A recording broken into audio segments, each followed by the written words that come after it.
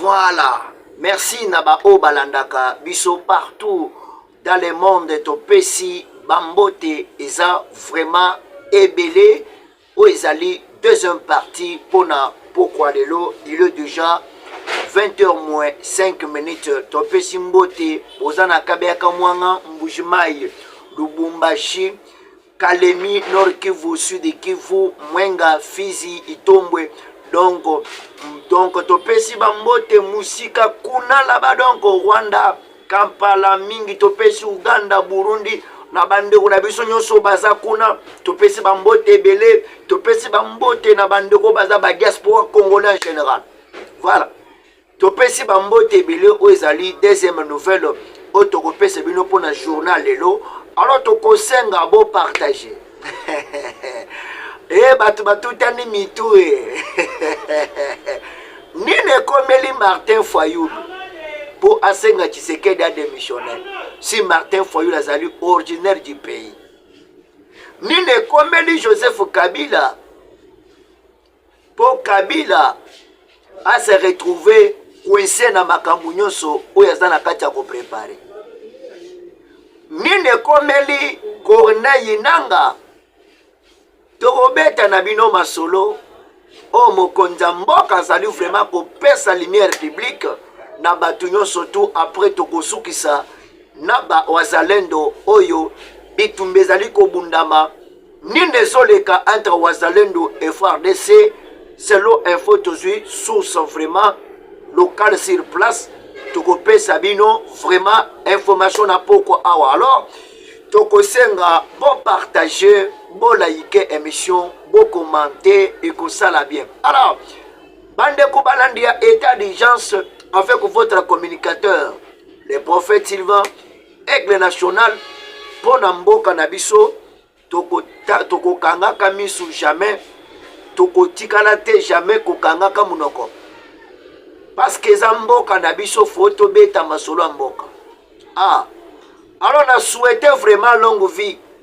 Na mokonza mboka po ozali kolite makasi de façon que mboka na biso soit liberté. Alors bande ko balandia état d'urgence. Tozali ko chiter na mbala moko na ndeko Martin Fayulu. Tomoni Martin Fayulu ko sala message. Ko senga ke Tshisekedi faut a démissionner na 2028 alonga na pouvoir. Ozolota Nabanzi que Bolandi Donald Trump lelo à répondre déjà dans la vidéo sur l'accord. Lelo, le 6. Donald Trump a où tu peux répondre à l'obinini. À l'obi problème il y a RDC. Tout ça vraiment décisif pour nous mettre fin et pour conclure ma solo. Le Rwanda a salé la crime parce que voir même au Sénat américain a outil na ko saisir justice na bango pour asa la poursuite ya bato bazali ko se mettre rire ya crime à côté ya l'est du pays. O bato mususu bazo comprendre te jani nezo beta. O moni politique o koza lo sali makambo nyonso tu baotala yo. Kabila zala 15 na kati ya mboka oyo abomaki asali ba fausse commune ebele. Mais ayeba kiteke ba ko poursuivre ye. Ayeba kiteke makambo e compliqué le. Kabila perdre ba bien na ye ebele côté en Namibie. Nanga ke ko senga voir même na exil na kati ya Kenya kuna. Bulosa kena kwebisa ye. Que batraître nyon surtout au bazali ko seme criminalité na kati ya Congo. Pays mokota meka ko accepter bango. Oh là là. Bino bo kanisa ke batwana bazaki menzoka ba kimete. Bazaki miate. Kabila se retrouva ki azalaki à l'aise. Lolo Kabila za à l'aise te na mboka. Kabila lobaki ya congolais. Le Kabila qui mis à côté vraiment dans une grande partie orientale, il y a Mboka na biso. Il y a l'est du peuple et que bande kone bazakuna batuti bako protéger. Banyawan. Martin Fayoul qui demande que Tshisekedi alonga na pouvoir. Qui est Martin Fayoul? Ana komi na ngaba a on a venu au église wana ezali ya Sikaten. Martin Fayoul bazalaki wana. Martin Fayoul bayaki wana ba pepe kale. Bayaki na ekoya ana Bandunduville. Ayeba ta munoko Bandunduville. Akendaki na élection bayebisi fois ça élection fois ça discours na munoko mboka na bango lobini. Ya kolele ate. Bayebisa Tshisekedi azola kisakaza mwana mboka parce que beta munoko mboka mais azalaki ate. Tshisekedi kolele ate. Martin Fayoul ayaki na ekoya. D'autre part, ça a une identité douteuse dans les Sénégalais. Et ça n'a pas Camerounais. Asa bon frère Samuel Eto'o. Est-ce que Martin Fayoul comme bon frère Asa Congolais comme bon frère Samuel Eto'o? Il y a mon tabando que j'ai bien Samuel Eto'o. Martin Fayoul que vous voyez. Les gens sont comme le bac qui serait de l'homme à pouvoir. Derrière Martin Fayoul Toyebi, à se déguiser. Pour toi, que ça Martin Fayoul, ou que ça Joseph Kabila, ou que ça Kigali, Paul Kagame. Toyebi, Nanu Bolelite. Le rôle de que Martin Fayoul n'a minute, il y a un la liberté na Congo. Martin Fayoul n'a pas folie, bambon, micro pour abanda ba marche. Bobi manazera bosala ba marche bokozwa ba mama na gaza kusakana te ba opposant matembele. Est-ce que na moko to subo supona ba opposant bazate ba opposant bazate Martin Fayoul ke Kabila longwa na pouvoir lelo Martin Fayoul commis vraiment li papu moko Joseph Kabila pour ba soutenir pour Tshisekedi longa na kati mboka o na banzi ke bolandi message à Tshisekedi bien. Si elle a un message, tu sais qu'elle dit bien. À lobby bien clair. À lobby bien clair, à bing, ngai na koki kote kamboka na ngaite. Moutou basui comme moutobo des étés, mais Kabila basui kakagoma, on a ndel, c'est là où Kabila est parti là-bas signer le contrat.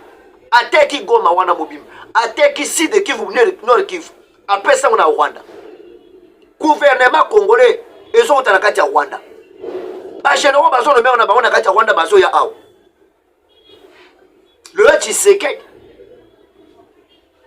alite na mboka. Alite na mboka poto soit liberté. Martin Fayoul, un étranger qui demande à un originaire du pays de quitter dans le pouvoir. Bosoko la mai. Namoni bonali ba pongi. États-Unis ont signé déjà contrat. Macron yawana zuki bota na mutu. Asali nyoso tout pour écarter vraiment accord. États-Unis a lobby, je le fais, je dois le faire.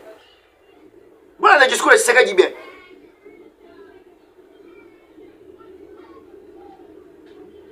Voilà nango bien. Na banzi ke na moni comme si bo bela. Voilà le discours de Tshisekedi bien lelo na otanga le beno ngo comprendre pour na kontoya maka mususu. Eh. Aïe aïe aïe aïe aïe aïe. Mwana mboka Fachi béton. Aïe, bolanda bien, bolanda bien. Parce que bah matin faut parler de démissionner. Mais c'est que du fait la lit, landa bien. Le président Félix Tshisekedi sur le partenariat stratégique entre les États-Unis américains concernant les accords concernant le minerai de la République démocratique du Congo.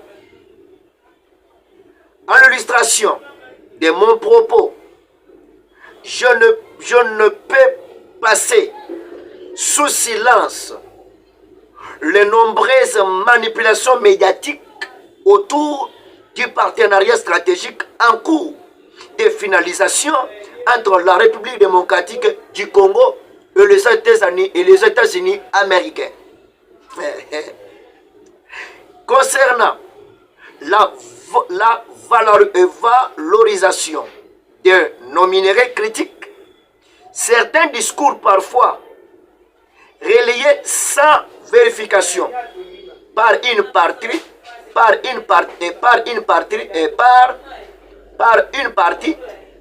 de la presse, évoquant en tort un prétendu bradage de nos sources naturelles.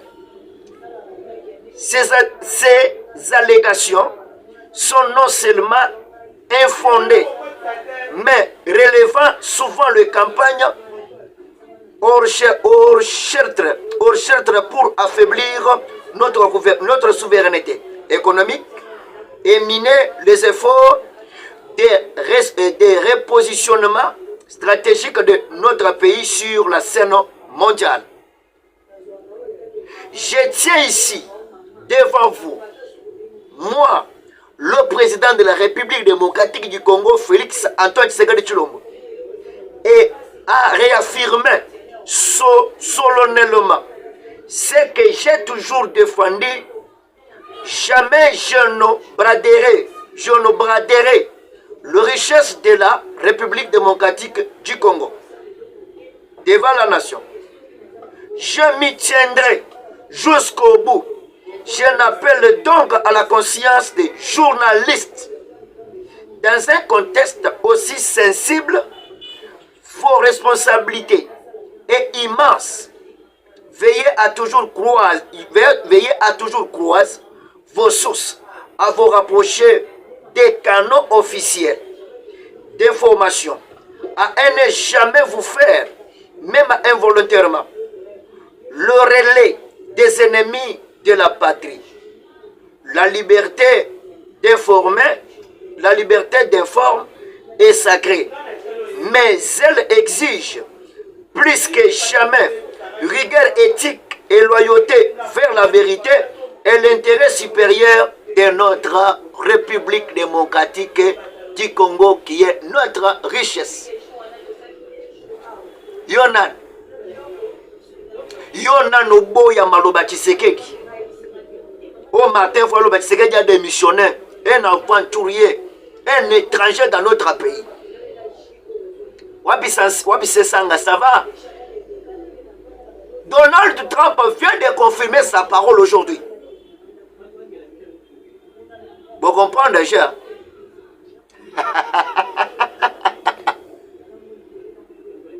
Qui est Joseph Kabila dans notre pays? Epekisi ba onyo sotu ba koyamba bango. Bato ba koyamba bango na bamboka na bango.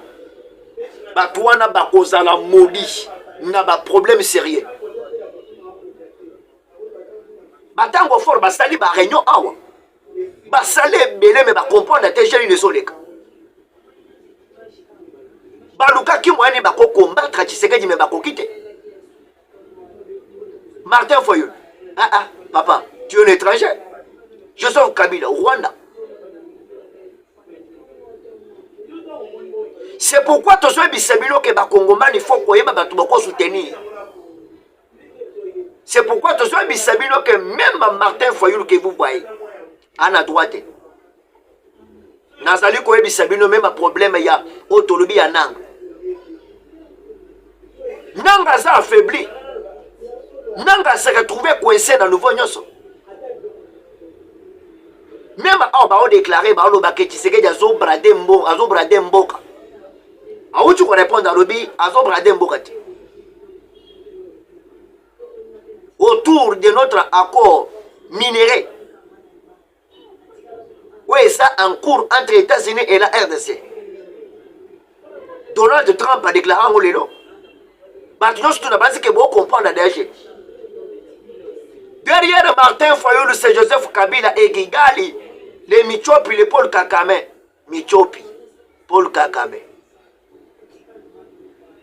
Oh, les lois sont fragilisées.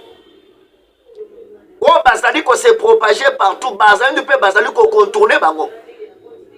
D'abord, c'est que nous avons besoin de bitumba. La mimone qui nous Bazali libre. Il y a qu'on combattre en boka na biso. Bah, se retrouver dans cette difficulté. Affrontement. Malgré Bakenda qui a bloqué les militaires rebelles côté Kiton. Toi, on a mis à côté qui toi jusqu'à aujourd'hui, bah libérer ma montée. Yango bobanda koyoka FARDC côté FARDC repris na ba repris. Pona nini? Force o fallait le ngokuneya ba bloquer. Yango ba tebele ba lobby ote qui se keja zo sala ka diplomatie mais na kati ya maison talate. Oui. Toi ça infiltré côté. Mon toi sur pouvoir na kati ya difficulté. Ba complot ba salim maintes reprises. Qui se keja ko ya kate. Armée angwane zo na kati ya kusufri. À cause de ba généraux ba mibi soi-disant ba généraux. O bazana kati ya kosala ba makambo sans le savoir. C'est pourquoi tout ça na kati ya comprendre que makambo sus o eso le ka to comprendre le phénomène. Yango so comprendre ba tebele bazana kati ya ko bebele mais ba comprendre tite. Ba comprendre Félix c'était la diplomatie na. Bazana ndo bakay ko bunda. Bakay ko attaquer ba ennemi. Bakay ko neutraliser. C'est pourquoi Félix Tshisekedi ayambaki délégation moko. Délégation o bayambi wana azalaki ako moko avec madame Selendi ici à la cité de l'Union africaine. Le président de la République Félix Tshisekedi a accordé une audience à madame Brigitte Nigar Markusen, nouvelle représentante spéciale du royaume de Danemark pour les régions de la Grande Lac et le Chad. Les questions liées à la situation sécuritaire et humanitaire dans l'est de la République démocratique du Congo étaient aussi centre de cet entretien entre le chef de l'État, le président Félix, et délégation du royaume de Danemark. Qui ko débordé makambo wana pour pas comprendre. Selon Bazalendo bazali koloba clair que FARDC ça na manipulation. Pourquoi FARDC ça na manipulation? Bazali koteka ba teni na bango epa ya bato. Bazui ba grade à makasi ba pesi ba infiltration et ba pesi ba infiltration na ba Rwandais. Pour pas qu'on manipule force armée et forces armées il y a autodéfense. Bati que la bango ba place, bango ba céder bango en droit. Yango ba salendo ba boy, ba wanda ko douter pour ba yebeki déjà que bateau ba za ba fort DC. Malgré mwenga et quoi il est là, ba kota ki na mwenga lelo, mais ba wazando ba luki. Mweni ba ko déstabiliser bango. Ba soda ba ko ti wana ba ko ti ndengeni. Ba ko ti c'est parce que ba infiltrer bango na ba tenir ba forces armées congolaises. Ya ba soi-disant ba généraux na lukuta o baza kuna. Ba komisi bitumba oyo otolobi bi komisi bitumba à l'est du pays lokola quoi business. Bazwa ka bambongo basuba ba mapang bana bango bakena na ba poto mais mboka na biso ezo souffrir. Basobo mabande ko du jour au jour. Bazando ba osale for ba boto le village bango ba ye bazui bateki. C'est là où les voisins ont pris la décision pour ne pas que tu ne jamais pour libérer aucun terrain, aucun village où ils Tozali n'a pas fait décéder. C'est ça le problème. Bilan est dans le public, mais tu as dit que M23 a confié le Makas, Nabi Tumbawana. Tu es bien là, tu comprendre la TG. C'est pourquoi tout ça, c'est qu'il faut qu'on soutenir Ouazalène. Il faut qu'on soutenir les forces armées congolaises. Parce que ce n'est pas tous les fois des choses qui traître. Malgré les lots, village Mibale Kwei, et Kwei Ndengenini, et Zalaki na Batu, oh, Bazalaki na Katia ba groupe wana. Parmi Batouana, Bazabato, Balé Bambonga, Joseph Kabila. Tellement que moto balinga qui à la base ya kotra kota au plateau on a autant ouvrir sali ya kotumba tellement ya kotumba za fidèle na mboka na yango bakenda ko traiter na bato mususu ya kotumba bimaki pour asala offensive ko côté Kamanyola na ba village mususu elandani kuna et pe côté à Tongo to mona qui peut affronter ça la kilelo mais bilan tokozwa talobi na tongo bana mboka babundi lelo basala ba invitation na bango bakay ko kwesa ba village oyo eza kuna kota ba mwenga wana yango toza na posa tozwa information na kolobela makambo ya benyi te lobi na kolobela makambo ya benyi fo nazwa information tokosona bato akuna tokoyoka ba audio tokotiela bino parce que faut tozwa information réelle oyo toyebi keza réelle po balobi benyi wana ekoyi tokoyeba information bien benyi wana bango bakoyi parce que neti kichanga ebanda koyi bana lo kichanga oke toana kichanga benyi kichanga ruchiu kichanga masisi yango to bano bato fo koyeba ka place ni bango bazali alors faut to telema to soutenir mokonzi mboka na nouveau média to mobiliser jeunesse to dans la simana ye moko alobi yango na nouveau média faut to sala quel médiatique avec le Rwanda to longola ba poisson na yeso ko tia ba congolais na mutu peuple congolais réveillez-vous to telema to soutenir armée ba wazalendo to soutenir diplomatie ya mokonzi mboka nde to moni voir même Thérèse Kayikwamba lelo avec son homologue ya Éthiopie si je pense bazalaki wana lelo na Éthiopie a conclure masolo pour na commettre fin en tout cas félicitations à Thérèse Kayikwamba parce que sali qualité pour la diplomatie la femme placée à la place qu'il faut en tout cas faut nzambe faut battre le makasi.